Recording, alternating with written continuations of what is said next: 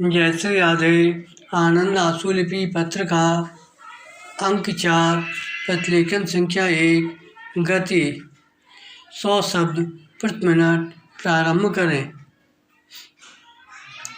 आदरणीय महोदय, हमारे इतिहास के इस अत्यधिक कठिन दौर में आपने मेरे प्रति जो विश्वास दिखाया है उसने मेरा हृदय छू लिया है। मैं अनुभव करती हूँ कि हमारे सामने जो इतनी चुनौतियाँ हैं उनमें से हम पहली चुनौती का सफलता से सामना कर चुके हैं और यही एक ऐसी चुनौती थी जो हमारी पार्टी की एकता के लिए खतरनाक थी। हमने साथ मिलकर पहला कदम उठाया है। मैं आशा तथा ईश्वर से प्रार्थना करती हूँ और मुझे इस बात का विश्वास भी है कि भविष्य में भी हम साथ मिलकर ही काम करेंगे। विराम। जब अपने उद्देश्यों और काम के तरीकों के बारे में सहमति हो तभी एकता का कुछ अर्थ होता है। विराम। पैरा। सदा कांग्रेस के ऊंचे आदर्श रहे हैं।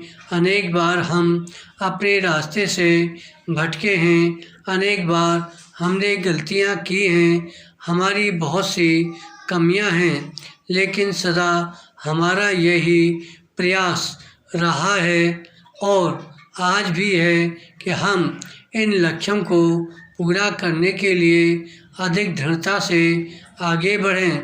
हम केवल वादों की उलझन में नहीं फंसना चाहते। हम जब समाजवाद शब्द का प्रयोग करते हैं तो इसका अर्थ है पूरे देश के लोगों की भलाई, गांवों में रहने वाले भूमिहीन किसानों की भलाई जो गरीबी का सबसे बड़ा कष्ट भोग रहे हैं।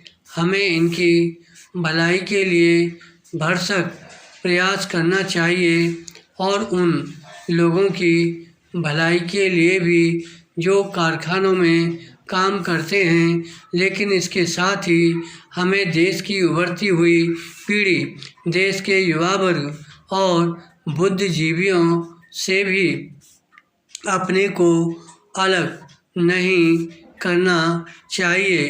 विराम। हमें उन लोगों की कठिनाइयों पर भी ध्यान देना चाहिए जो सरकारी कार्यालयों में और दूसरे कार्यालयों में काम करते हैं। वे लोग जो हमारी आवश्यक सेवाओं को चलाते हैं, क्योंकि यही लोग भारत के सच्चे लोग हैं। इन सब लोगों की ओर हमें पूरा ध्यान देना चाहिए और यह देखना चाहिए कि हम इन लोगों की अनेक कठिनाइयों और समस्याओं का किस प्रकार तेज़ी से हल निकाल सकते हैं। विराम। पैरा। आज कोई भी जिम्मेदार व्यक्ति अथवा पार्टी ऐसा कोई वक्तव्य नहीं दे सकती जिसमें बड़े बड़े वायदे किए गए हों। स्वतंत्रता के बाद के कुछ वर्षों में हमने बहुत उन्नति की है, लेकिन इसके साथ ही समस्याएं भी बढ़ती रही हैं और आज केवल सही नीतियों की ही मांग नहीं है, बल्कि इन नीतियों को तेज़ी से लागू करने की भी मांग है। विराम। धन्यवाद।